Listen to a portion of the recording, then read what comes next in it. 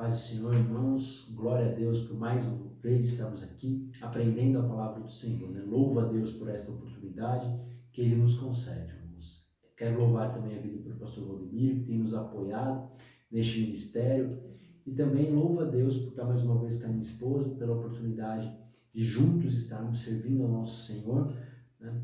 E glória a Deus porque ela está anunciando hoje também nesta aula. Amém. Paz a todos os irmãos. Um domingo de muita alegria e muito aprendizado na presença do Senhor. Amém. Glória a Deus.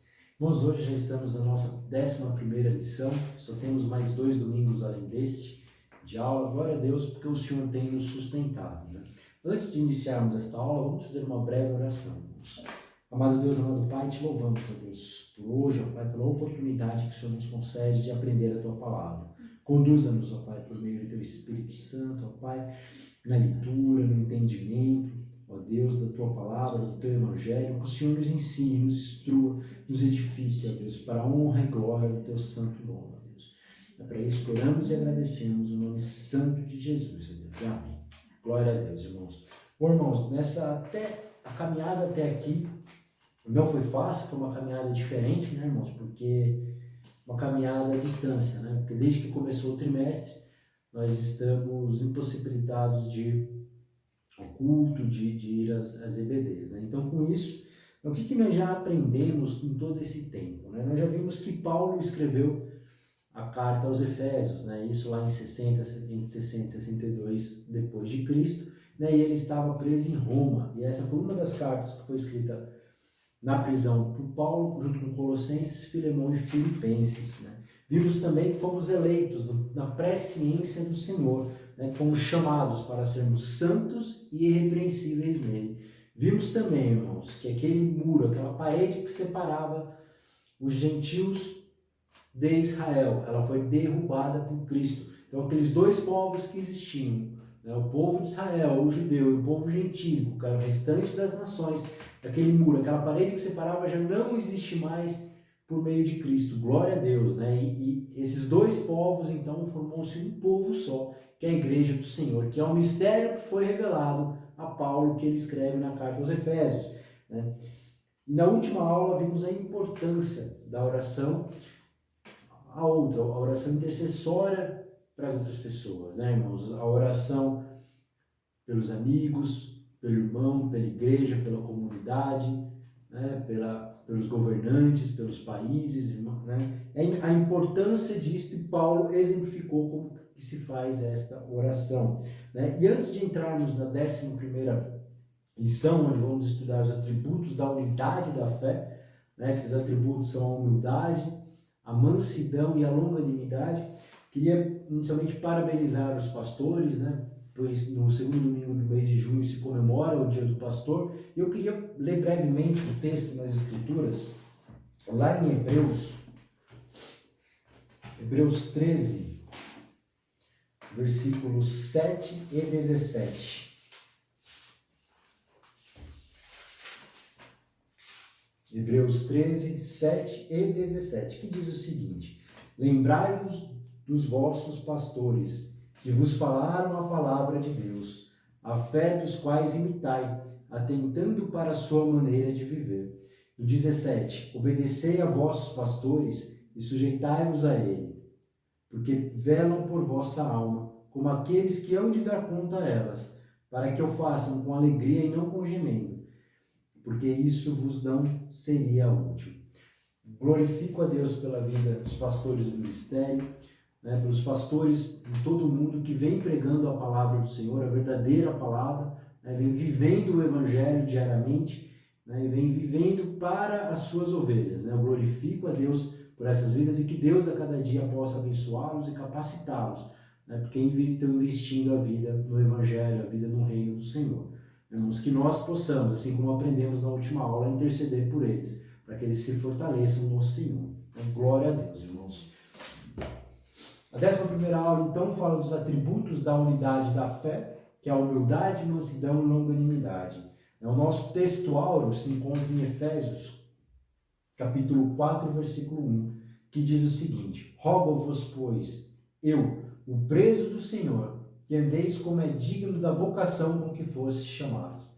Então, Paulo aqui escreve à igreja de Efésios pedindo para que nós andemos conforme a vocação que fomos chamados. O que isso quer dizer? Para que andemos de forma santa e irrepreensível diante dele, porque a forma como andamos, a forma como vivemos, como falamos, como nos portamos, ela testifica ao Senhor, né, aos nossos irmãos e também àqueles que não conhecem o Senhor.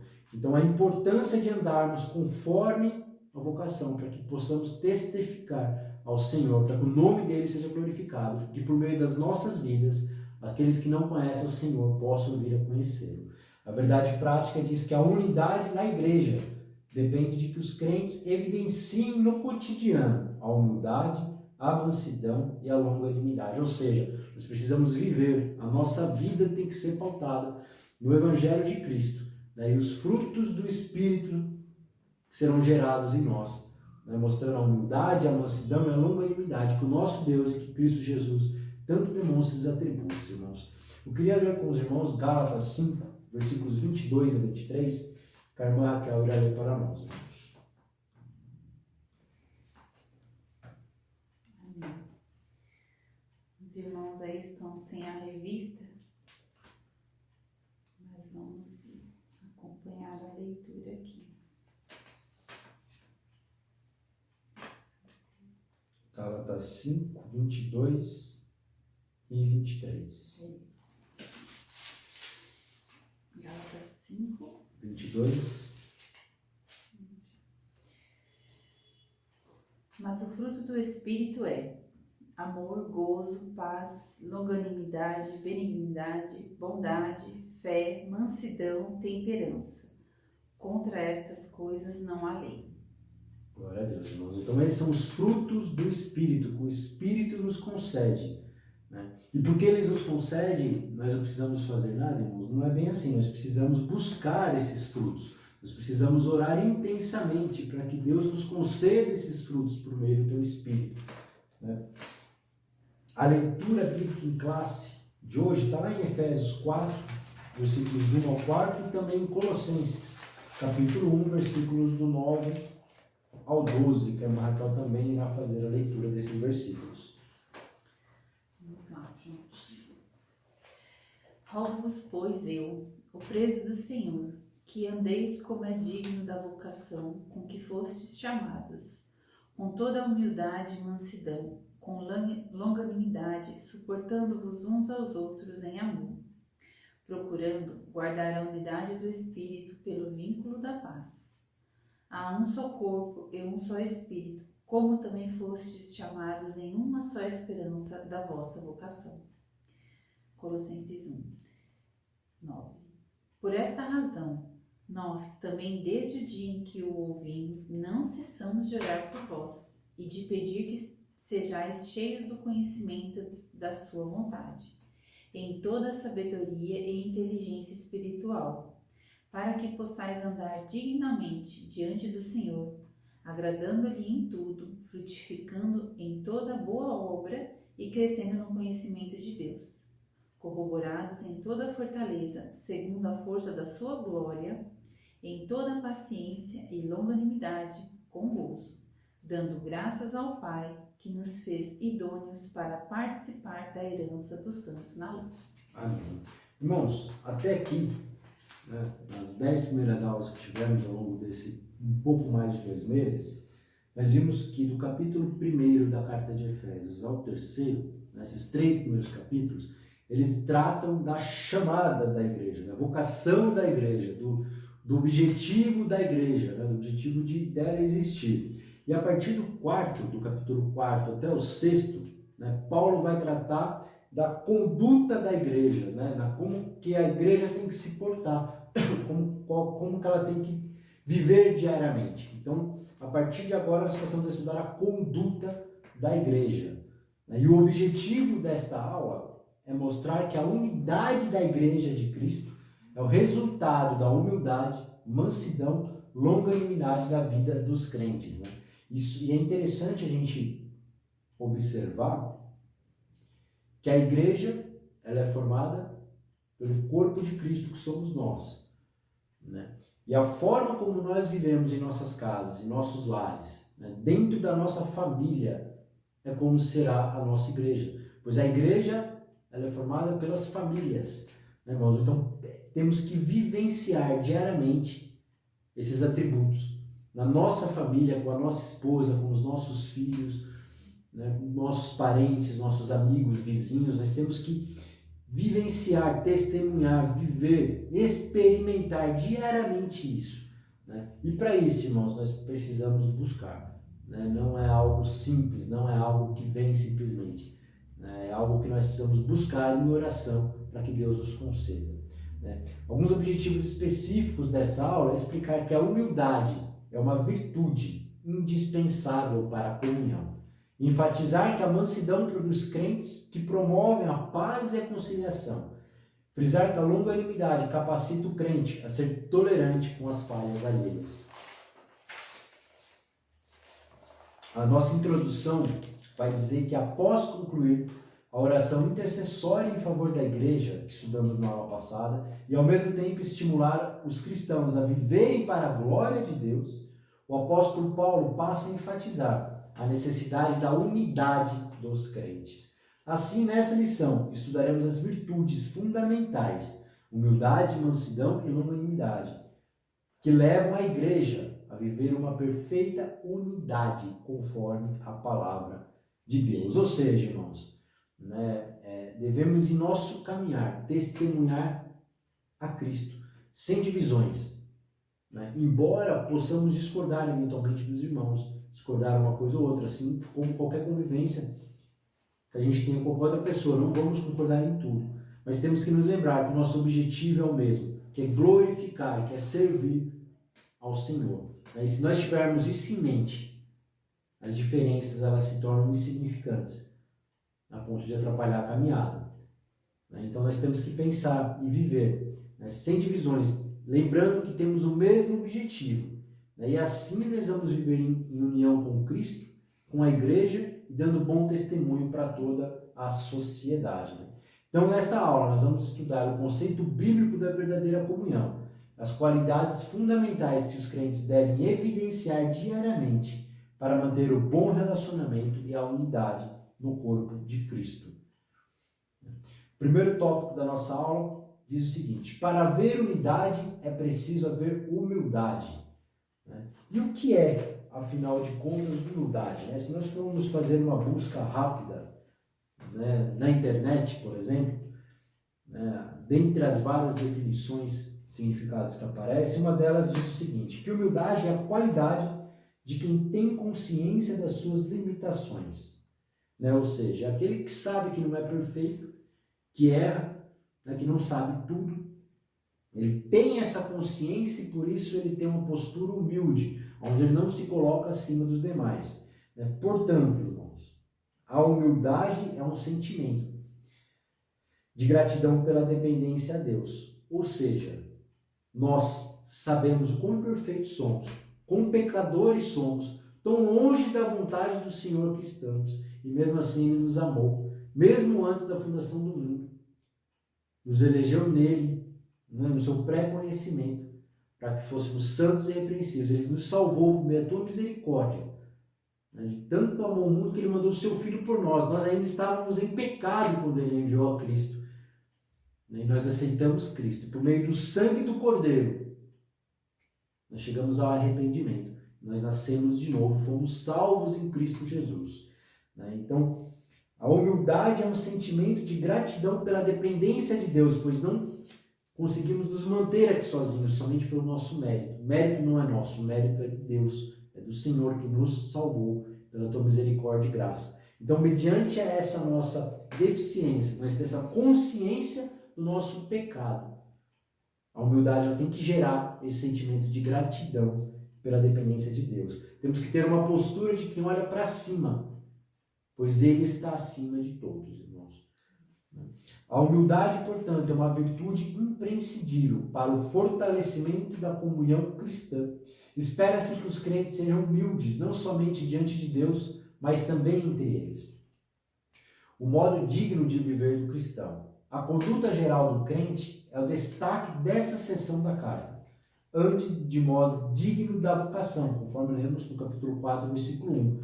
Ou seja, a nossa conduta diária deve corresponder à chamada recebida para ser um membro do corpo de Cristo, que é a sua igreja. Aqui, irmãos, eu gostaria de fazer um breve paralelo, né, que a revista fala assim, que a nossa conduta diária deve corresponder à chamada recebida para ser um membro do corpo de Cristo. Nós, nos nossos trabalhos, né, nas empresas, onde trabalharmos, a nossa conduta ela tem que ser de acordo com os valores que aquela empresa tem. As empresas todas elas possuem um código de conduta, um código de valores. E o funcionário dela tem que seguir aquele padrão. Né? Nós mesmos, um tempo atrás, trabalhávamos numa rede de farmácia que, quando você entrava lá, você já sabia, pelo atendimento você sabia onde estava, porque era padronizado. Todos os funcionários deveriam, era esperado que exercessem aquela conduta. Assim é para nós, né, os cristãos, os crentes nascidos de novo. É esperado de nós. Tanto o Senhor espera de nós, quanto o mundo, que tenhamos uma conduta bíblica, uma conduta baseada nas Escrituras. Né? E temos que buscar essas condutas, para que nós possamos refletir, mesmo que nada falemos, a Cristo Jesus. Pois a nossa palavra vale bem menos do que as nossas atitudes.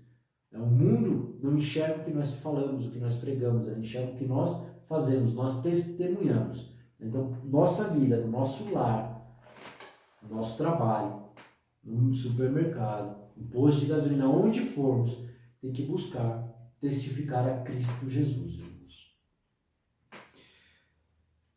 Isso pressupõe, portanto, que o andar do cristão está diretamente relacionado com o nível de unidade que ele tem com Deus e com os irmãos. Nesse sentido, a fim de desenvolver essa unidade, o apóstolo Paulo apresenta 3 virtudes essenciais: a humildade, a mansidão e a longanimidade. A humildade. Para os povos pagãos, a humildade não era uma virtude, ou seja, não era uma qualidade. Ao contrário, era considerada uma atitude negativa, um sinal de fraqueza de caráter e falta de amor próprio.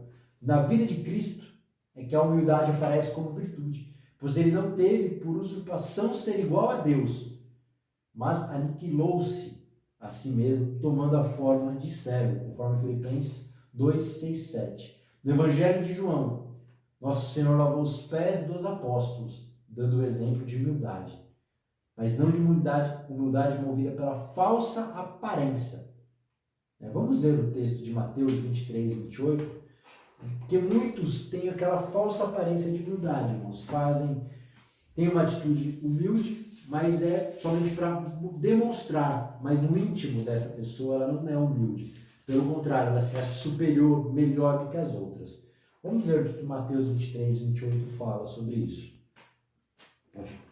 Diz assim: assim também vós, exteriormente, pareceis justos aos homens, mas interiormente estáis cheios de hipocrisia e de iniquidade. Portanto, irmãos, embora aqueles que estão nos vendo possam acreditar, pensar que estamos tendo uma atitude humilde, o Senhor, que vê além das nossas atitudes, ele vê o nosso coração, ele sabe se estamos sendo humildes. Se aquilo que estamos fazendo é para dar glória a nós ou glória a Deus. Porque se estamos fazendo para dar glória a nós, não passa de um entretenimento, não passa de um passatempo, irmãos. Não está glorificando, não está servindo ao nome do Senhor. Né? Tudo que façamos, seja para a honra e glória do Senhor, conforme o apóstolo Paulo nos escreve. E sim uma ação que reconhece a importância e o valor do outro. Vamos ler Filipenses 2, 3, por favor.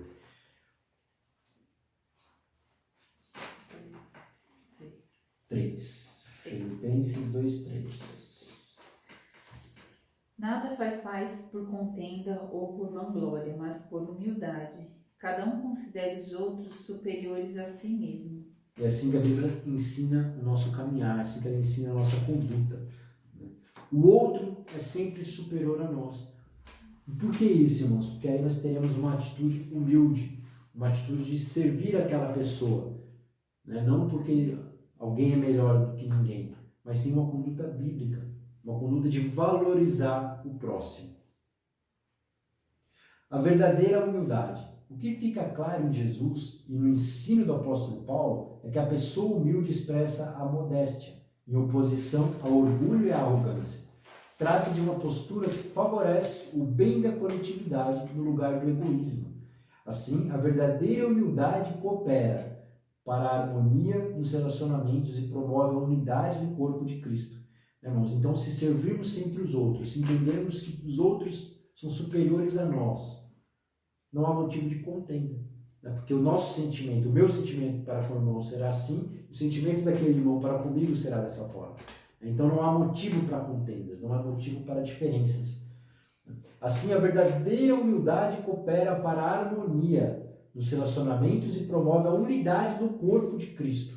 Entretanto, é importante ressaltar que esta e as demais virtudes, elas são produzidas pelo Espírito Santo que habita no crente, conforme estudamos lá em Efésios 3,16. Não há quem possa desenvolver tal conduta sem que o Espírito Santo o transforme. Vamos ler Gálatas novamente, mas capítulo 5, versículo 16.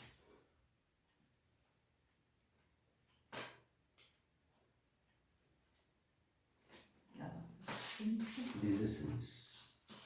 16. Digo, porém, andai em espírito e não cumprireis a consciência da carne. Perdoe. Em outra versão,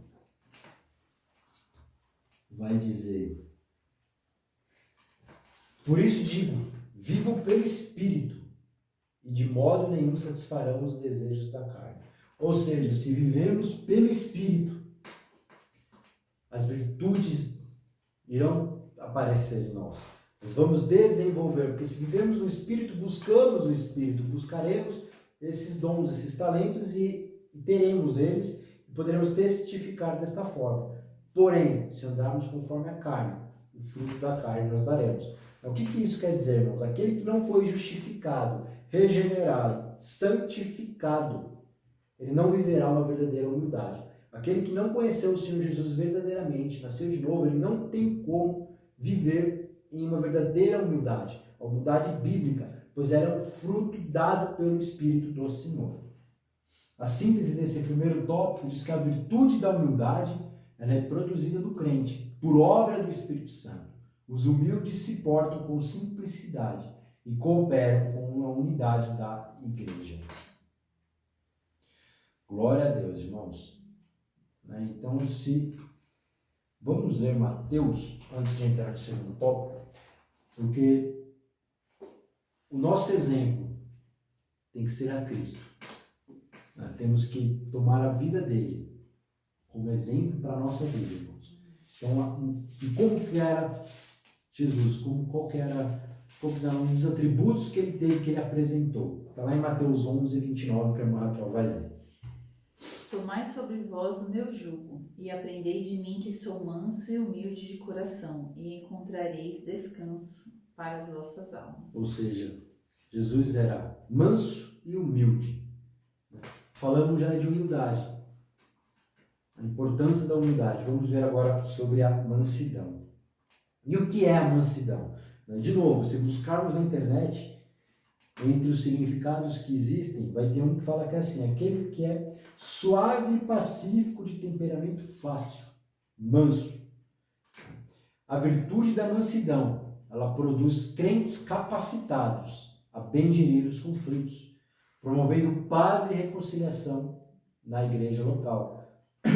Mansidão, fruto do Espírito. A palavra mansidão, ela transmite o conceito de ternura, gentileza, cortesia e paciência. Essa qualidade é listada nas Escrituras como um dos aspectos do fruto do Espírito, conforme lemos lá em Gálatas 5:22. A mansidão é um estado que deriva, portanto, da humildade. O termo indica moderação nas ações, bom trato para com o semelhante e ausência de precipitação. A expressão ela retrata o caráter de Cristo, conforme o Senhor mesmo disse. Aprendei de mim que sou manso e humilde de coração, conforme lemos há pouco.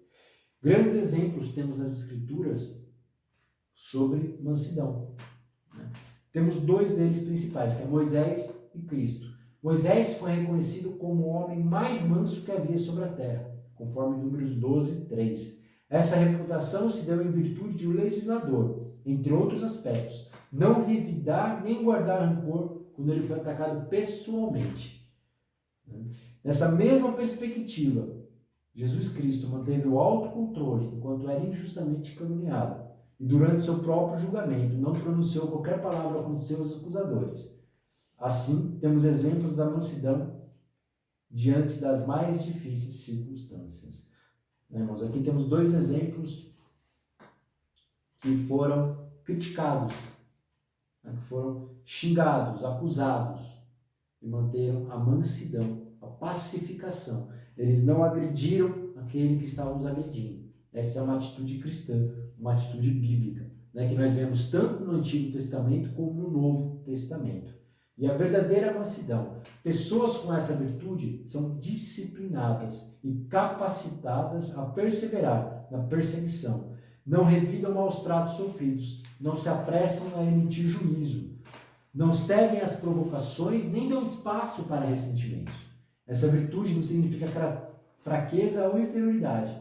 Pelo contrário, ela indica o mais seguro controle emocional. Assim, a mansidão trata de submissão do homem para com Deus e sua palavra. Vamos ler Tiago 1:21.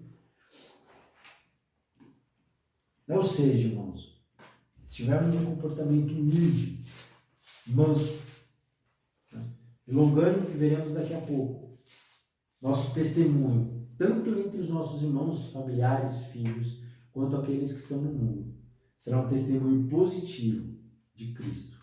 Um testemunho do quão grande obra Ele fez em nossas vidas, Como andamos em novidade de vida após a nossa conversão. Pode ler, por favor, Tiago. Por isso, rejeitando toda imundícia e superfluidade de malícia, recebei com mansidão a palavra em vós enxertada, a qual pode salvar as vossas almas. Então, com mansidão, recebamos a palavra do Senhor. É a palavra que salva as nossas almas, salva as nossas vidas, irmãos? Da perdição do fogo do inferno. E a presença do Espírito Santo, propiciando suavidade e o domínio próprio. Então, irmãos, esse atributo tão valioso que é a mansidão, aquele que não revida de imediato, aquele que reflete sobre o que está acontecendo antes de reagir, irmãos? Aquele que tem uma forma pacífica de lidar com os demais irmãos. Esse é o atributo, é a qualidade daquele que é manso, assim como Cristo foi manso. E Paulo enfatiza a importância de andarmos conforme a vocação que fomos chamados.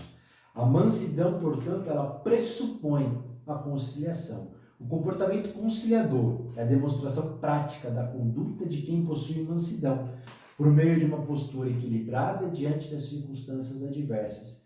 Ele transmite a ideia de pacificação, um meio harmonioso de administrar os conflitos. Se todos os crentes de cada igreja desenvolvessem a virtude da mansidão, o espírito conflitoso desapareceria. Em lugar do sentimento faccioso, eles apareceriam um espírito manso e conciliador. Glória a Deus. A síntese desse segundo tópico diz que a mansidão também é a virtude produzida pelo Espírito Santo. Os mansos são pacíficos e impedem a proliferação de conflitos na igreja. Então, irmãos, busquemos mais este atributo.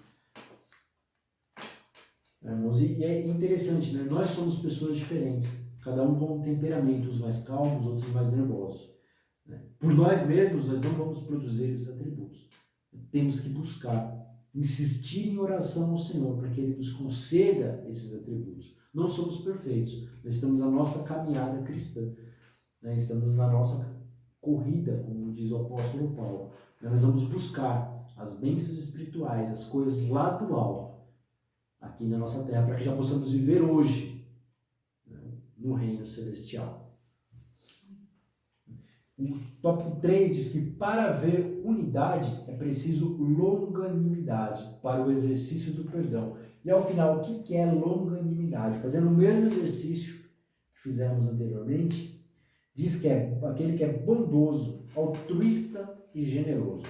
Então, a virtude de longanimidade capacita o crente a ser tolerante com os erros alheios e assim liberar o perdão aos ofensores. Longanimidade também é um fruto do Espírito, tem o sentido de paciência, tolerância, constância. É mais um dos aspectos do fruto do Espírito desenvolvido no crente, conforme lemos também lá em Gálatas 5:22. Em termos gerais, essa virtude significa tolerar pacientemente a má conduta dos outros. Tanto que a Bíblia nos ensina a ser pacientes na tribulação, conforme Romanos 12:12. Assim, suportar os erros dos outros, as adversidades da vida, são o lado prático da paciência, pois o próprio Deus é descrito como longânimo e tardio em irar-se, conforme Salmos 86:15. Contudo, o exercício da paciência requer a virtude do amor, que é o princípio basilar de todas as ações do crente salvo por Cristo Jesus. Durante a nossa jornada cristã, nos depararemos com múltiplas situações de hostilidade. São nesses momentos conflitosos na igreja que devemos suportar uns aos outros em amor. A expressão indica, infelizmente, teremos de enfrentar excessos cometidos em nosso meio, como as provocações alheias e atitudes carnais. Essas são comparadas a um fardo que nós devemos suportar por meio da prática do amor. O perdão como premissa do amor. O amor é um atributo divino, conforme está lá em 1 João 4:8. O principal aspecto do fruto do Espírito é uma virtude altruísta, que nos conduz a tratar aos outros como gostaríamos nós de sermos tratados. Deste modo, a tolerância entre irmãos em Cristo deve ser mútua, isto é, amando ardentemente uns aos outros com um coração puro, perdoando e sendo perdoado. Quando esse estilo de vida é adotado por nós, os crentes acabam se portando as disputas na igreja. Nós gostaríamos de ler um texto lá em Provérbios. É Provérbios 16:32.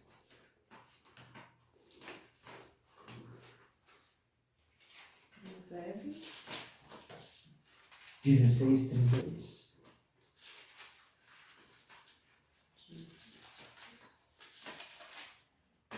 Que diz o seguinte, irmãos: melhor é o homem paciente do que o guerreiro.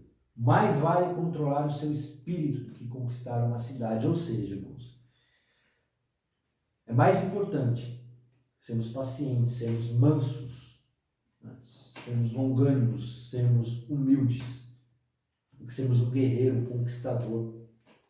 Nós podemos conquistar toda uma cidade, mas isso nada vale se não tivermos esse comportamento, essas atitudes. É isso que Provérbios nos ensina, irmãos. Nós estamos chegando ao final dessa 11ª aula, né?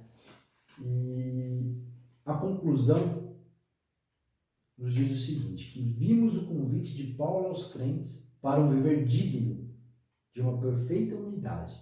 Para garanti-la, mostramos que algumas virtudes são essenciais: a humildade, que fortalece a unidade, a mansidão, que gere os conflitos, e a longanimidade, que suporta os erros alheios. Quando os crentes vivem essas virtudes, as dissensões desaparecem, o nome de Cristo é glorificado, que é o nosso objetivo como corpo de Cristo, como igreja, irmãos. Então, precisamos buscar a cada dia, irmãos, o controle, né, o autocontrole, para que possamos desenvolver esses atributos e glorificar o nome do Senhor em nossos relacionamentos, né, na sociedade, na igreja, irmãos. Passo agora a palavra para a irmã Raquel para as considerações finais. Amém, irmãos.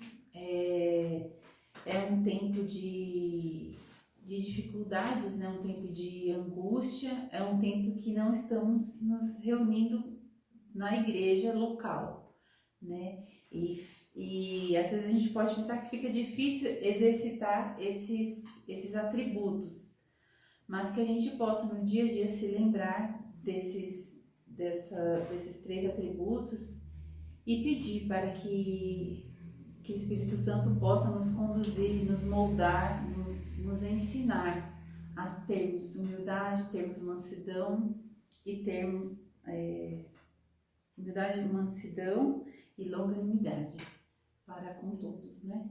É um tempo que a gente pode tirar para nos corrigir em determinadas situações, pedir a Deus que nos ensine, né, a sermos mansos. De nós mesmos não somos, né? Não somos mansos, não somos humildes e não somos longânimos. Mas Ele pode. em nós. Amém? Glória a Deus, irmãos. Que Deus os abençoe, né? Que esta aula, irmãos, possa edificá-los, edificar a igreja do nosso Senhor, que é quem pertence toda a honra, toda a glória, e que a nossa vida cotidiana, irmãos, possa testificar a Cristo Jesus, que por meio de nossas vidas outras possam vir a conhecer ao Senhor e serem salvas para a honra e glória dele. Que Deus os abençoe e nos vemos no próximo domingo, em nome do Senhor Jesus.